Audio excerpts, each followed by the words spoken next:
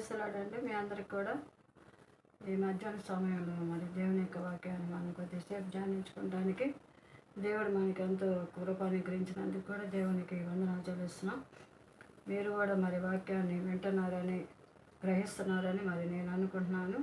అది దేవుడు కూడా మన హృదయాలను పరిశీలిస్తాడు కాబట్టి, పరిశోధిస్తాడు, పరీక్షిస్తాడు కాబట్టి మనం దేవునికి విధేయులంగా ఉండటానికి ఆయన కృప మనకి ఈ సమయంలో మనకు సహాయం కావాలి. కాబట్టి ఒక చిన్న ప్రార్థన ద్వారాగా ఆయన సన్నిధిని మనం మరి జ్ఞాపకం చేసుకొని ఆయన మహింపరచడానికి దేవుడు గొప్ప కృపని మనకి ఇవ్వాలని కోరుకుందాం. చిన్న ప్రార్థన. పరిశుద్ధమైన మా ప్రియ తండ్రి, నాయన మీకే స్తుతులు స్తోత్రం చెల్లిస్తున్నాం మా ప్రభా. ఈ మధ్యాహ్న సమయంలో మీరు ఇచ్చిన యొక్క సమయాన్ని కొరకు మీకు వందనాలు చెల్లిస్తున్నాం ప్రభా. ఇదిగో ప్రభా, ఇప్పుడు వాక్యాన్ని మరి ధ్యానించనయుండగా మాతో మాట్లాడండి. మీ పరిశుద్ధాత్మ యొక్క సహాయాన్ని మీరు మాకు అందించమని ప్రార్థిస్తున్నాం తండ్రి. నాయన మీరు గ్రహిస్తున్న బిడ్డలు, చూస్తున్న బిడ్డలందరూ హృదయాలు మీరు తెరవ చేయమని ప్రార్థిస్తున్నాం తండ్రి.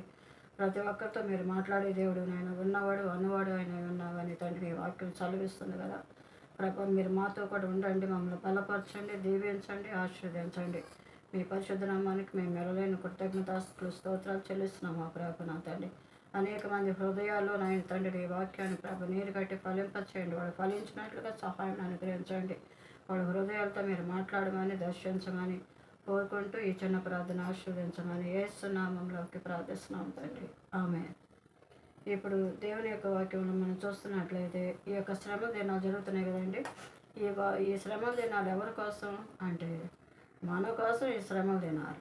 దేవుడు మన కొరకు ముందుగానే ఎప్పుడో శ్రమ పడ్డాడు. ఆయన చాలా మన కొరకు అనేకమైన నిందల అవమానాలు కూడా పొందాడు. అందుకనే ఆ యొక్క 53వ యెషయా గ్రంథం 53వ అధ్యాయంలో దేవుడు మనకి చెప్తున్నాడు ఆయన ఏ రీతిగా మన కొరకు మరి శ్రమ పడ్డాడో తెలుసండి. మరి యెషయా గ్రంథం 53వ అధ్యాయం 4వ వచనం మనం చూస్తున్నట్లయితే, నిశ్చయంగా అతడు మన రోగములను భరించను, మన వ్యసనములను వహించను. ఆయనను మొత్తబడిన వానిగాను, దేవుని వలన బాధింపబడి వాని, శ్రమ నొందిన వానిగాను మనం అతన్ని ఎంచుతమే. మన అతిక్రమ క్రియలను బట్టి అతడు గాయపరచబడెను, మన దోషములను బట్టి నలగొట్టబడెను, మన సమానార్థ శిక్ష అతడి మీద పడెను, అతడు పొందిన దెబ్బల చేత మనం స్వస్థత కలుగుతున్నదని. దేవుడు మన కొరకు అనేకమైన శ్రమలు, నిందలు, అవమానాలు, పని ఎంతో బాధ అనుభవించాడు కదా. అది ఒక్కసారికి అయిపోయింది. దేవుడు మన కొరకు శ్రమ పడటం, ఆయన బాధింపబడటం, మరి ఆయన వేధించబడటం, అవమానపరచబడటం అంతా కూడా ఒక సమయానికి అయిపోయింది. అయితే ఈ సంవత్సరాలు కూడా మనం ఈ యొక్క శ్రమ దినాలను ఎందుకు జ్ఞాపకం చేసుకుంటున్నామంటే ఆయన మనం జ్ఞాపకం చేసుకోవాలి. దేవుడు ఏం చెప్పాడంటే, నా యొక్క శరీరాన్ని తిని నా రక్తం త్రాగవాడే నిత్యజీవం గలవాడు, నేను వచ్చి పర్యంత వరకు ఇలాగే చేయడానికి దేవుని యొక్క వాక్యం మనం చూస్తున్నాం. ఆ రీతిగా ఎవరైతే ఆయన పరిశుద్ధమైన శరీరాన్ని తీసుకుంటూ ఆయన రక్తాన్ని మనం పాలు పంచుకుంటామో అప్పుడు దేవుడు వచ్చే సమయానికి ఆయన వస్తున్నాడు అనే యొక్క ఇది మన హృదయాల్లో కలిగినప్పుడు మనం దేవునితో కూడా ఎత్తబట్టడానికి, ఆయన రాజ్యంలో మనం ఉండటానికి దేవుడు మనకి సహాయం చేస్తాడు. ఎవరైతే ఆయన రక్తాన్ని, ఆయన శరీరాన్ని, రక్తాన్ని ఎవరైతే పుచ్చుకోరో వాడు దేవునికి వెలుపట ఉంటారని దేవుని వాక్యం సెలవిస్తుంది. కాబట్టి అంటాం కదా మనం ఒక ఇది మరి తాడేపేడు తేల్చుకుందాం అని అట్లా అంటారు కదా. అదే మాట తావు అనేది ఇక్కడ వాక్యంలో మనం చూస్తున్నట్లయితే లోకసు వార్త 19వ అధ్యాయం 23వ వచనంలో చూస్తున్నాం. వారు యేసు వద్దకు దాన్ని తోలుకొని వచ్చి ఆ గాడిద పిల్ల మీద తమ బట్టలు వేసి యేసును దాని మీద ఎక్కించి ఆయన వెళ్ళుచుండగా తమ బట్టలు దారి పొడుగున పరిచారు. దేవుడు మన కొరకు ముందుగా మరి సిలువ ఇవ్వటానికి ముందుగా అక్కడ ఉన్న యొక్క జనులు అందరూ కలిసి ఏం చేశారు, ఒక గాడిద పిల్లని తోలుకొని వచ్చి యేసు ప్రభువుని ఆ యొక్క గాడిద మీద ఎక్కించి దారి పొడుగున మంచి కొత్త మట్టలు, మరి బట్టలు, దుప్పట్లు, అనేకమైన నూతనమైన అన్నిటిని కూడా దారి పొడుగున వేశారు. ఎందుకంటే ఎక్కిన గాడిద పిల్ల కాళ్ళు కూడా మరి అయ్యంతా ఎక్కడెక్కడ పడితే తిరుగుతూ ఉంటాయి కదా గాడిదలు, ఎక్కడ పడితే అక్కడ. అందుకనే మీరు ఏంటి కంచెల గాడిద వల్ల తిరగొద్దు, అవి అంటే అవి ఒక శుభ్రంగా మరి పరిశుభ్రంగా ఉండే కాదు. కాబట్టి మరి దేవుడు ఎక్కబోయి ఆ చిన్న గాడిదని మరి అవి జనులు తీసుకొని వచ్చి మరి వాటి యొక్క మురికి కూడా ఆ పాదాలు అంటే వాటి మీద పడకుండా మరి అదంతా మట్టలు, ఈత మట్టలు ఏంటి, కొబ్బరి మట్టలు ఏంటి, ఏ పడితే అవి తేలేదు. వాళ్ళు ఒక ప్రత్యేకమైన మట్టలు, మంచి బట్టలు క్రొత్తవి తీసుకొచ్చి దారి పొడుగునేసి యేసు ప్రభు వస్తున్నట్లు మరి వచ్చినప్పుడు అవన్నిటిని కూడా మహింపరిచారు. అందుకని లూకాసు సువార్త 19:23 మనం చూసినట్లయితే మరి ఆ యేసు ప్రభు వెళ్ళుచుండగా తమ పట్ల దారి పొడుగున వేశారు. ఎంతవరకు అయితే ఆయన వెళ్తారో అక్కడ అంతవరకు కూడా వాళ్ళు అన్నింటిని కూడా కనపరిచారు. మనం వాక్యంలో చూస్తున్నాం. అయితే మరి పై వాక్యంలో మరి యేసు ప్రభు యేసయ్య యెరూషలేమునకు మరి జయ ప్రవేశం చేస్తుండగా వచ్చే సన్నివేశాన్ని చూసేస్తుంది. ఇది సాధారణంగా మట్ల ద్వారానే గుర్తు చేస్తుంది. అయితే మన జీవితానికి యేసయ్య వెళ్ళే దారికి సంబంధించిన కొన్ని ఆత్మీయ మరి హెచ్చరికలు కొన్ని విషయాలు మనం తెలుసుకుందామా. మరి తమ పట్ల దారి పొడుగున పరిచారు అనే దానిలో అక్కడ జనసమూహం యేసయ్య వాడడానికి మరి వినయంగా గౌరవంగా భక్తి విశ్వాసాలతో దాన్ని సరిచేస్తున్నట్లుగా మనం చూస్తున్నాం. దీనితో మన జీవన స్వభావాన్ని అనుసంధానం చేసుకోవాలి. మరి దేవుని కోసం మనం ఏమైనా చేయటానికి సిద్ధంగా ఉండాలి. ఏ పడితే ఈ దేవునికి సమర్పించకూడదు. నూతనమైనవి క్రొత్తవి దేవునికి సమర్పించుకోవాలని ఇక్కడ వాక్యాలు మనం చూస్తున్నాం. అయితే ఇక్కడ ఏం చెప్తున్నాడు అంటే యేసయ్యకు బట్టలు పరిచే ఆ యొక్క మన దారి ఎలా ఉంది, మరి మన యొక్క హృదయంలో ఏముంది, మన హృదయంలో ఏవి ఆలోచిస్తున్నాం, ఎలాంటి స్వభావంతో మన హృదయాలు ఉన్నాయి. అందుకని మరి ఎగుడు దిగుడు మెట్టపల్లాలు మరి అతిశయం మొదలైన వాటితో ఉందేమో మనం హెచ్చరించుకోవాలి. మరి అవసరమైతే వాటిని మరి తెలుసుకొని మన హృదయంలోని ప్రశ్న వేసుకొని మనం ఆలోచించాల్సిన యొక్క పరిస్థితి ఉంది. అందుకని ఇక్కడ అంటున్నాడు మరి కీర్తన 143:10 ఏం చెప్తున్నాడంటే నీవే నా దేవుడు, నీ చిత్తానుసారముగా ప్రవర్తించుటకు నాకు నేర్పుము. దయగల నీ ఆత్మ సమభూమి గల ప్రదేశమందు నన్ను నడిపించునుగాక. ఎవరంటున్నారు? దావీదు చెప్తున్నాడు. మరి దేవునికి మన హృదయాన్ని ఆయన చిత్తానుసారంగా మనం నడుచుకోవాలి. ఆయన చెప్పినట్లుగా మనం చేయటానికి మన హృదయాన్ని సరి చేసుకోవాలి, సిద్ధపడాలని దేవుని వాక్యం సెలవిస్తుంది. అలాగే బట్టలు పరిచే దారి సమంగా ఉందా? ఇటీవల మరి చాలామంది కొన్ని ఊళ్ళల్లో, పట్టణాల్లో, పల్లెటూరులో, మరి గ్రామాల్లో, చిన్న చిన్న ఊరిలో ఎట్లా ఉంటాయి దారులు? ఎగుడు దిగుడుగా గుంటలుగా ఉంటాయి కదా.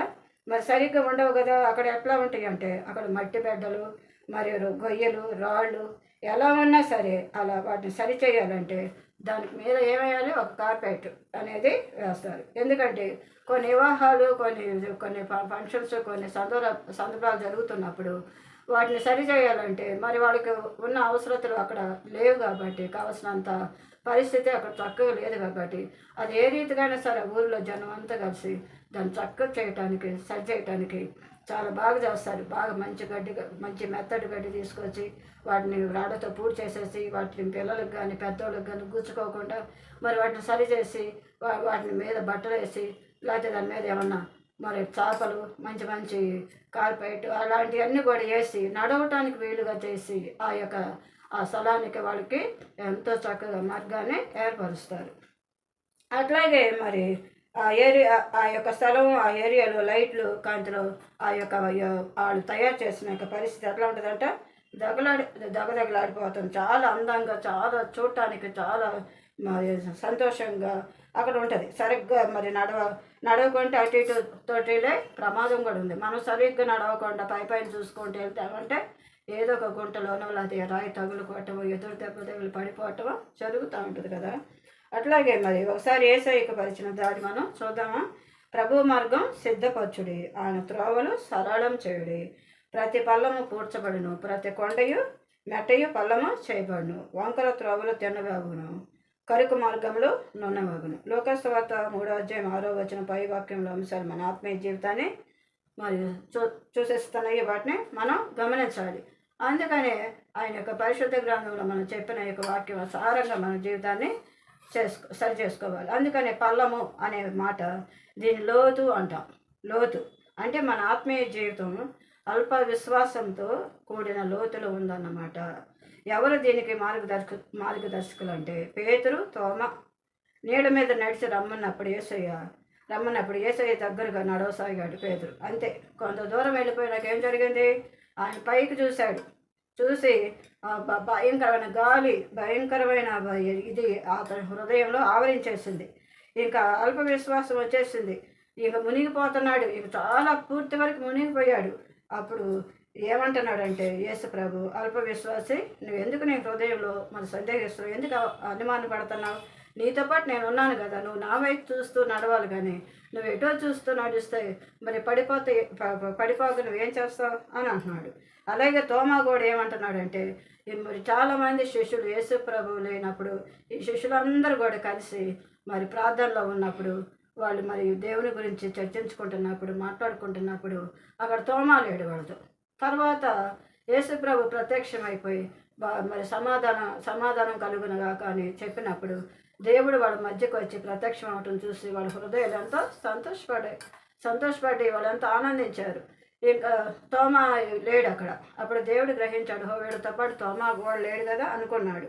అయితే తోమా వచ్చినాక ఏం చెప్పారంటే, ఏంటి ఇప్పుడే దేవుడిని మేము చూసాము, దేవుడు మా మధ్యకు వచ్చి ఆయన ప్రత్యక్షమయ్యాడు అన్నప్పుడు నేను నమ్మను, మీరు చెప్పేది అస్సలు నేను నమ్మను అన్నాడు. ఎందుకు నమ్మను అన్నాడు?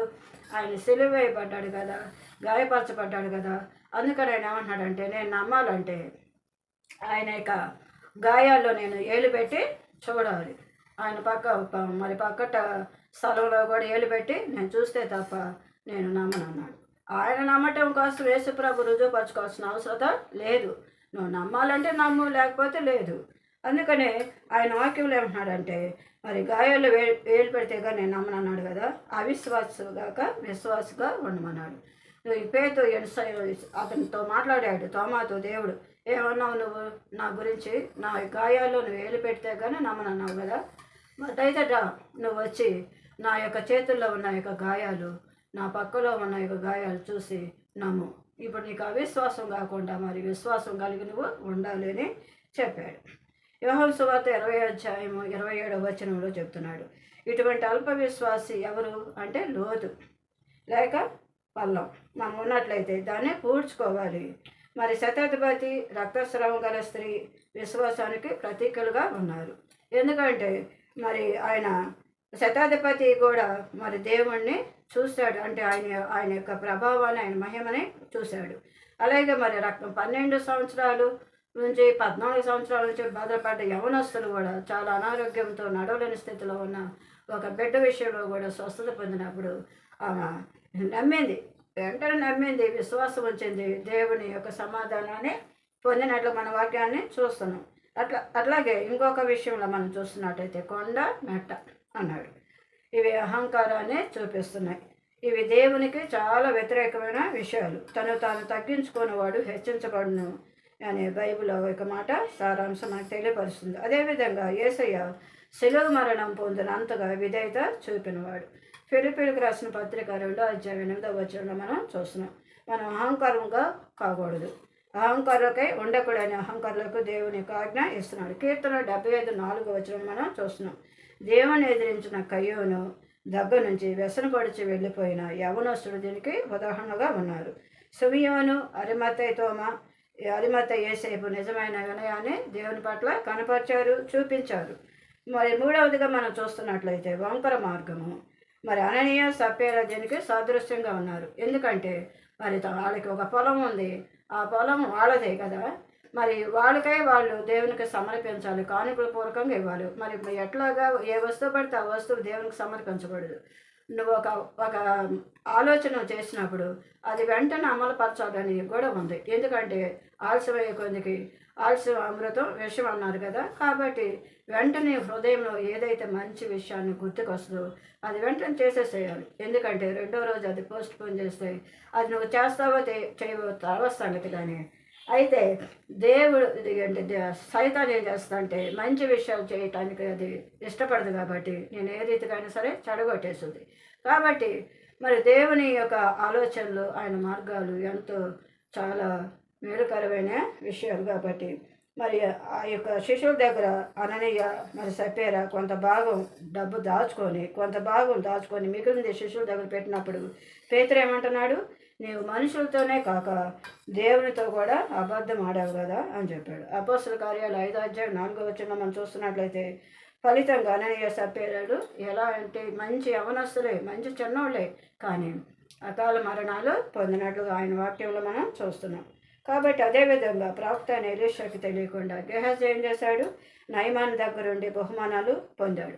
మరి 2వ రాజు గ్రంథం మరి 5వ అధ్యాయం 26వ వచనం మనం చూస్తున్నాం. ఎందుకంటే మరి ఇతను ఏం చేశాడు? ఎలీషా దగ్గర ఒక మంచి వ్యక్తిగా ఉన్నాడు, నమ్మకస్తుడిగా ఉన్నాడు, ఆయన ఏ చెప్తా చేస్తున్నాడు. కానీ గెహాజీ ఏం చేశాడంటే మరి ఆ యొక్క నయమాను దగ్గర నుంచి కొన్ని బహుమానాలు ఆయన తొందర చేశాడు. తీసుకోమని చేసినప్పుడు అందరూ తొందర పెడుతున్నప్పుడు, బలవంతం చేస్తున్నప్పుడు అతను ఏం చేశాడు?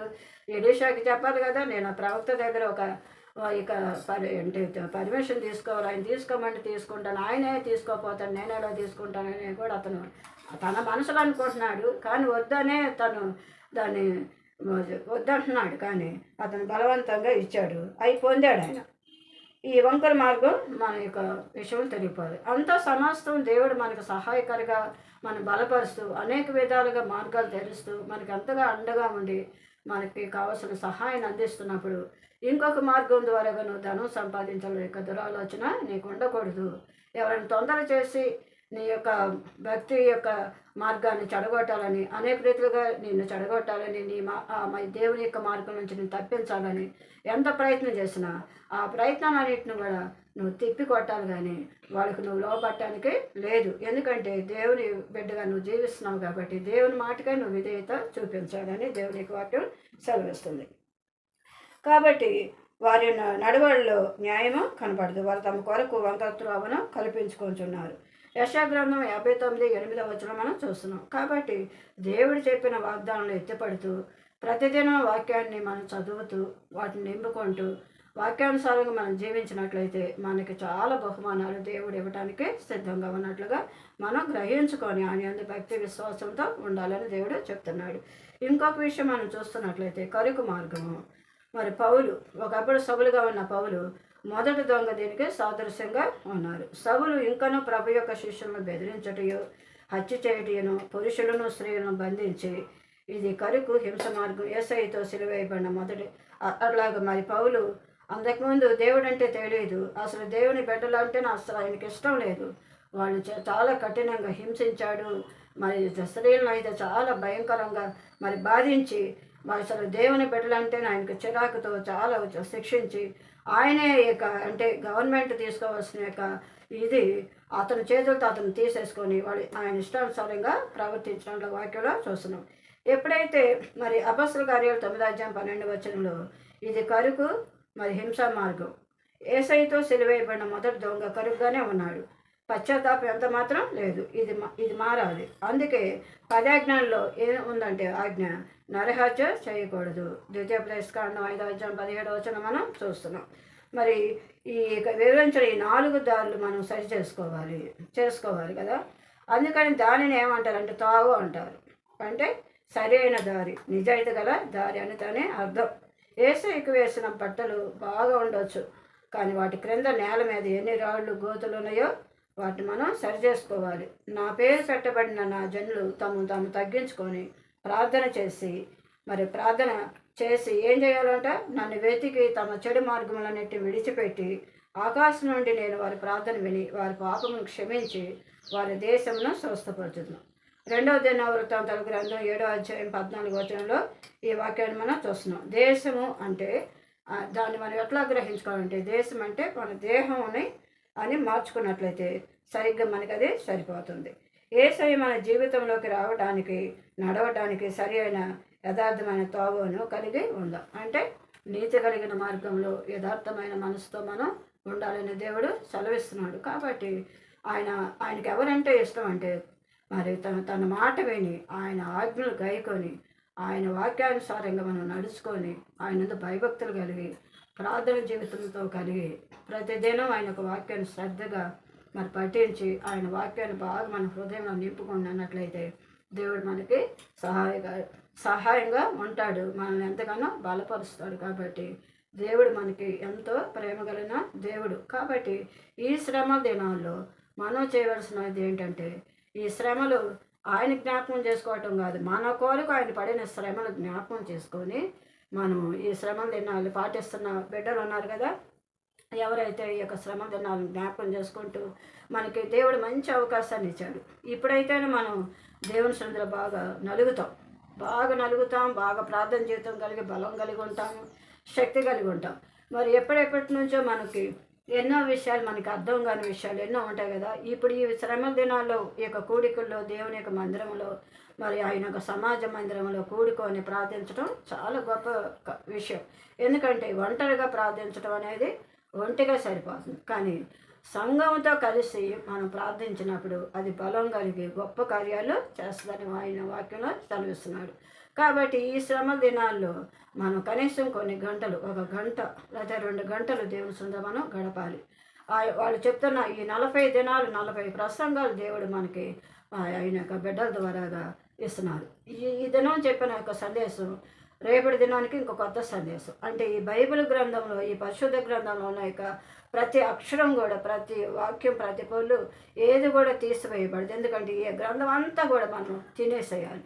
అందుకని మరి ఒక గొప్ప దేవుని యొక్క సేవకుడు ఏం చెప్పాడంటే, ఆయన నువ్వు ప్రతిదినం అంటే ఆయన యొక్క ఆత్మీయ ఆహారాన్ని తింటున్నావా అన్నప్పుడు, ఆత్మీయ ఆహారం తినటం ఏంటి అనుకున్నాడు ఆయన.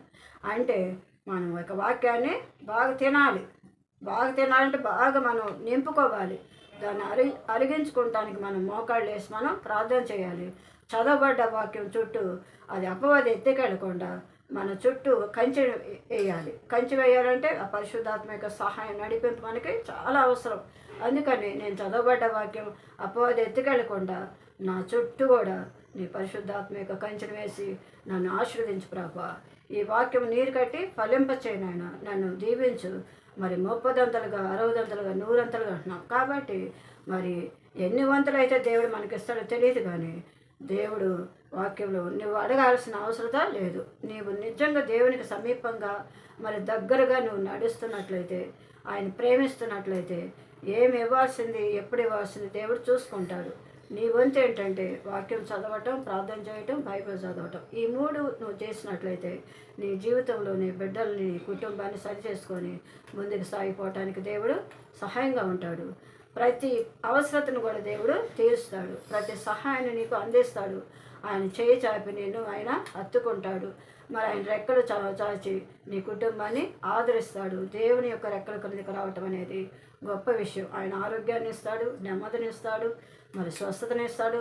మరి అనేకమైన ఈవులు ఆయనలో దాగి ఉన్నాయి. కాబట్టి నువ్వు అడగక మునిపే నీ ప్రతి అక్కర అవసరతను దేవుడు తప్పక తీరుస్తాడు. కాబట్టి ఆయన యందు మాత్రమే విశ్వాసం ఉంచు. దేవుడిలో విశ్వాసం ఉన్నట్లయితే దేవుడు గొప్ప కార్యాలు చేయడానికి ఆయన ఆజ్ఞాపిస్తాడు. కాబట్టి ఈ మాటలన్నీ కూడా నీ హృదయంలో భద్రం చేసుకొని దాన్ని నెమరు వేసుకొని ఆలోచించినట్లయితే నువ్వు గొప్ప స్థితిలో ఉండటానికి దేవుడు నీకు అంటే నీ జీవితం చేయటానికి ఆయన ఆజ్ఞాపిస్తాడు. నీ జీవితము మరుగైన నీ జీవితాన్ని చక్కటి జీవితంలోకి రావటానికి ఆయన దేవుడిని ఆశీర్వదిస్తాడు. కాబట్టి అట్టి ప్రేమ గల యేసు ప్రభు యొక్క ప్రేమను నువ్వు తృఢీకరించకుండా నువ్వు ఆయన హత్తుకున్నట్లయితే ఆయన నేను మంచి స్థితిలో ఉంచడానికి దేవుని యొక్క తీర్మానం నీ పట్ల జరగటానికి సహాయకుడిగా ఉండి నేను ఆదరిస్తాడు. కాబట్టి ఈ కొద్ది మాటలు దేవుని యొక్క సన్నిధిలో దీవించి ఆశీర్వదించబడినగాక. ప్రార్థన ద్వారాగా మీ హృదయాల్లో ఇవ్వబడ్డ వాక్యము విన్న వాక్యాన్ని మరి ఫలింపు జరగటం కొరకు మనం ప్రార్థన చేద్దాం. పరిశుద్ధుల మా ప్రియ తండ్రి, నీకు వందనాలు, స్తుతులు, స్తోత్రములు. ఇప్పటి వరకు కూడా మీరు నాతో మీరు మాట్లాడి ఉన్న విధానం కొరకు వందనాలు. ఎంతమంది బిడ్డలైతే ఆలోచించారో విన్నారో వాళ్ళ హృదయాల్లో చేర్చబడ్డ ఈ వాక్యాన్ని మీరు దీవించి వాళ్ళ హృదయాలు సరి చేసుకొని, వాళ్ళ ఆలోచనలు సరి చేసుకొని, వాళ్ళ మార్గాలు సరి చేసుకొని చక్కగా నాయన ప్రభా మీ సన్నిధిలో నడవటానికి వాళ్ళు అటు ఇటు వాళ్ళ మనసులు తిప్పుకోకుండా మీ వైపే దృష్టి ఉంచడానికి సహాయం చేయమని, బిడ్డలను ఆశీర్వదించమని, వాళ్ళ కుటుంబాలు గొప్ప కార్యాలు జరిగించమని, వాళ్ళకి ఆసక్తిని, విశ్వాసాన్ని, మంచి శ్రద్ధ, భయభక్తులను మీరు అనుగ్రహింపచేసి ప్రతిదిన ఈ వాక్యం ధ్యానించడానికి ఇష్టమైన ఆ కోరికను బిడ్డల్లో కలిగింపచేసి వాళ్ళ రక్షణ మార్గంలోకి నడిపించబడటానికి నీకు పరిశుద్ధాత్మ సహాయం బిడ్డలకు దయచేయమని, చిన్న బిడ్డలను దీవించమని, వృద్ధులను ఆశీర్వదించమని, కావలసిన మీకు సహాయాన్ని అందించమని, బిడ్డలు ఏ లోటుపాటు లేకుండా సహాయకుడిగా ఉండి వాళ్ళు చేపట్టుకుని నడిపించమని ఈ ప్రార్థన ద్వారాగా మీరు మాకు ఇచ్చిన ఆశీర్వాదాల కొరకు వందనాలు చెల్లిస్తూ యేసు నామములో ప్రార్థిస్తున్నాము తండ్రి. ఆమేన్.